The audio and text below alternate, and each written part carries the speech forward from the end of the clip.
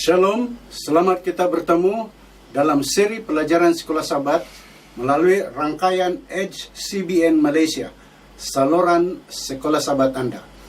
Kali ini yaitu pelajaran ke-9, tarikh 27 Ogos 2016. Tajuk pelajaran kita ialah Yesus menangani keperluan mereka. Dalam menangani keperluan untuk umat masyarakat yang serba kekurangan, kita akan melihat beberapa contoh dari Kristus yang membahas persoalan seperti bagaimanakah Yesus menangani keperluan orang, yang antaranya bagaimana dia rela diganggu, dia bertanya mengenai keperluan mereka, dia membekalkan keperluan paling mendalam, disusuli dengan perbahasan mengenai bagaimana kita menangani keperluan orang lain, yaitu kita akan membahas isu berkaitan teladan dari Dorcas dan gereja yang bertindak. Ayat hafalan kita dipetik dari Matius 9 ayat 35 yang berbunyi, demikianlah Yesus berkeliling ke semua kota dan desa. Ia mengajar dalam rumah-rumah ibadat dan memberitakan Injil Kerajaan Sorga, serta melenyapkan segala penyakit dan kelemahan. Mari kita berdoa. Bapa di sorga, terima kasih karena kesempatan ini untuk kami membahas bahan pelajaran Sekolah Sabat yang disediakan. Diamkan hati kami agar hanya bisikan Roh Kudus yang kami akan dengar ketika kami belajar firman Tuhan.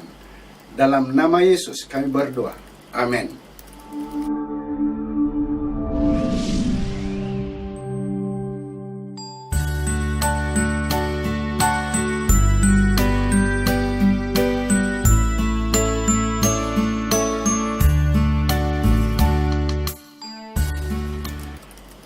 Rujukan ayat Alkitab bagi pelajaran kita pada kali ini dipetik dari Markus 5 ayat 22 hingga 43, Markus 10 ayat 46 hingga 52, Yohanes 5 ayat 1 hingga 9, Mazmur 139 ayat 1 hingga 13, Markus 2 ayat 1 hingga 12, dan Kisah Para Rasul pasal 9 ayat 36 hingga 42. Sedang penonton yang dikasihi Tuhan, pernahkah Anda diganggu ketika Anda dalam kesibukan melakukan satu pekerjaan penting? Dalam kesibukannya, Yesus rela diganggu. Kita akan membahas bagaimana Yesus yang menerima gangguan atau interruption ketika sedang menjalankan kerja-kerja pelayanan. Kita melihat reaksi Yesus di dalam Markus 5 ayat 30 apabila seorang wanita menyentuh tepi jubahnya. Lalu Yesus bertanya, siapakah yang menjamah jubahku? Banyak di antara mukjizat Yesus bermula dengan gangguan yang tidak dijangka.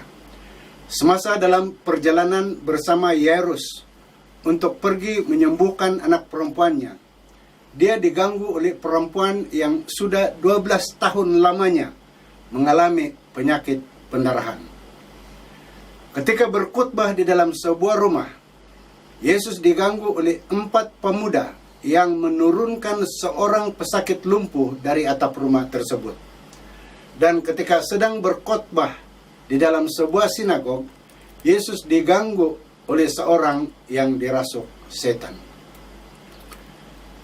Yesus tidak perlu risau untuk menghentikan apa yang dia sedang lakukan jika dia mau melayani keperluan orang lain. Saudara dan saudari, dalam melayani keperluan orang yang serba kekurangan, kita harus meniru apa yang Yesus telah lakukan di sini tanpa memikirkan bahwa gangguan seperti itu akan menghalang kita dari melakukan pekerjaan biasa. Satu lagi perkara aneh yang Yesus lakukan sebelum menyembuhkan orang sakit ialah bertanya kepada pesakit tersebut. Dia bertanya mengenai keperluan mereka. Pada kesempatan ini kita akan melihat dua peristiwa di mana Yesus mengajukan pertanyaan sebelum menyembuhkan. Di dalam Markus 10 ayat 51, Yesus bertanya kepada Bartimius, "Apa yang kau kehendaki supaya aku perbuat bagimu?" Jawab orang buta itu, "Rabuni, supaya aku dapat melihat." Dan di dalam Yohanes 5 ayat 6, ketika Yesus melihat orang itu berbaring dekat perigi Siloam, dan dia tahu bahwa orang itu telah lama dalam keadaan begitu, maka Yesus berkata kepadanya, "Mahukah engkau sembuh?" Mengapakah Yesus bertanya soalan yang jawabannya sudah sedia maklum? Bagi Bartimius buta, dia menjawab dengan pantas, yaitu dia ingin agar matanya disembuhkan supaya dia dapat melihat. Tetapi bagi orang yang lumpuh yang berada dekat perigi Siloam, dia tidak menjawab secara langsung. Sebaliknya, dia meluahkan masalahnya yang dia tidak dapat bergerak lebih cepat daripada pesakit lain ketika air di dalam perigi itu bergolak. Itulah matlamat Yesus, yaitu membuat mereka menyatakan beban dan keperluan mereka. Saudara dan saudari, melalui pengalaman ini, Yesus mengajar kita bagaimana kita harus dapat turut merasakan beban manusia dan mendengarnya dengan baik. Saudara dan saudari yang dikasihi Tuhan, kita sebagai gereja perlu mengenali orang yang kita akan tolong. Kita perlu membiarkan mereka menyatakan masalah mereka, sementara kita harus menjadi pendengar yang baik. Kita boleh membantu mereka dengan lebih baik secara demikian. Satu perkara lagi yang kita ingin pelajari dari Yesus ialah bahwa Yesus membekalkan keperluan yang paling dalam. Semasa Yesus menyembuhkan orang lumpuh, apa yang dia berikan ialah keperluan orang itu yang paling dalam. Markus 2 ayat 5 mengatakan demikian. Ketika Yesus melihat iman mereka, berkatalah ia kepada orang lumpuh itu, "Hai anakku, dosamu sudah diampuni." Yesus mampu mengenali orang dengan lebih mendalam. Oleh itu, dia tahu bahwa orang lumpuh itu lebih perlu kesembuhan rohani daripada hanya kesembuhan fisikal. Kadangkala kita mungkin mempunyai keperluan tersembunyi di sebalik keperluan lain yang kelihatan.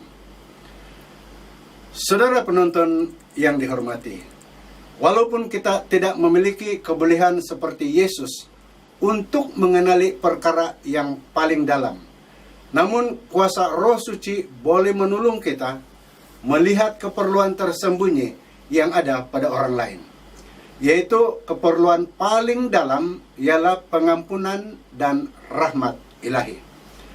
Memenuhi keperluan itu akan memenuhi keperluan lain yang lebih cetek atau yang tidak dalam. Soalan, bagaimanakah kita menerapkan prinsip yang Yesus sudah tunjukkan ini? Adakah Alkitab memberikan kita panduan atau contoh mengenainya? Di dalam Kisah 9 ayat 36, kita diberikan contoh dari Dorcas. Ayat ini berbunyi demikian. Di Yopi ada seorang murid perempuan bernama Tabita. Dalam bahasa Yunani, namanya Dorcas. Perempuan itu banyak sekali berbuat baik dan memberi sedekah. Tujuan utama pelayanan Dorcas ialah membuat pakaian untuk mereka yang serba kekurangan.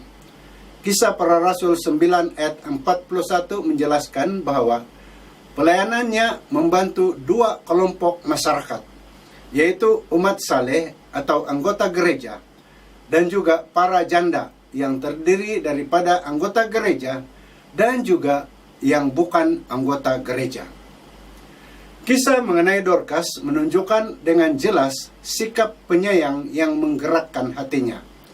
Kehidupannya adalah teladan mengenai kesetiaan kepada ajaran Yesus. Dengan demikian, semua orang akan tahu bahwa kamu adalah murid-muridku yaitu jikalau kamu saling mengasihi. Dorcas juga berupa satu teladan baik mengenai satu pelayanan khusus yang menumpukan kepada membantu satu kumpulan manusia tertentu, yaitu kumpulan yang serba kekurangan.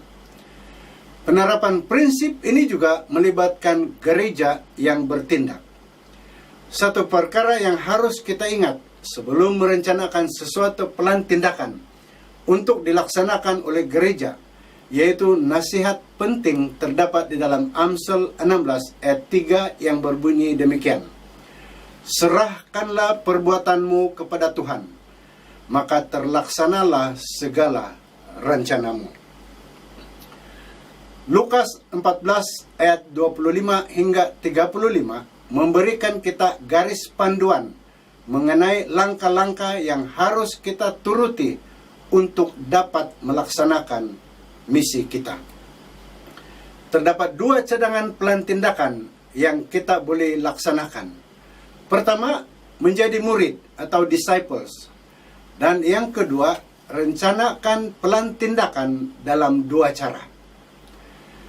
Plan pertama, yaitu menjadi murid, dilaksanakan dalam dua konsep. Pertama, konsekrasi, yaitu menjadi setia dan taat kepada Tuhan kita dan taat kepada pelayanan kita. Dan yang kedua ialah bersedia berkorban, yaitu memikul salib Yesus. Yang kedua, merencanakan plan tindakan melalui dua cara atau gaya. Pertama, mengenal pasti ladang dan gaya misi Anda. Contohnya, yang pertama, gaya penjajah, yaitu kita menjangkau masyarakat di sekitar atau di sekeliling gereja Anda. Yang kedua, yaitu gaya petani, menjangkau tempat lain yang jauh dari lokasi gereja Anda, yaitu satu kawasan untuk bertani. Dan yang ketiga, gaya pastor atau pendeta, yaitu menjangkau satu sasaran khusus. Contohnya, kumpulan penagih dada dan bukan suatu tempat secara khusus. Yang kedua, yaitu membuat plan strategik yang boleh dilaksanakan. Ia harus berdasar kepada ide dari prinsip dalam Alkitab dan roh nubuat. Dan juga memenuhi keperluan masyarakat. Dan cadangan itu haruslah yang diberikan oleh anggota gereja. Kesimpulan bagi pelajaran yang kita bahas pada kali ini, yaitu sementara Yesus meluangkan banyak masa untuk berkhotbah dan mengajar, Dia mengetahui bahwa keperluan rohani mereka berkait rapat dengan keperluan fisikal dan mental mereka.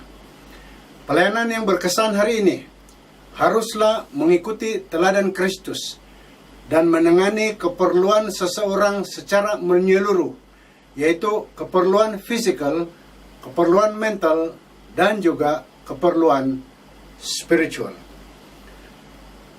Sebagai mengakhiri, saya ingin memetik dari tulisan Ellen White di dalam buku Mind, Character, and Personality, bab 1, muka surat 44, yang berbunyi berikut. Kita akan mendapat kejayaan jika kita bergerak maju di dalam iman, bernekad untuk melakukan pekerjaan Tuhan dengan bijak. Kita harus jangan biarkan diri kita dihalang oleh mereka yang gemar berpikiran negatif dengan menunjukkan iman yang sedikit.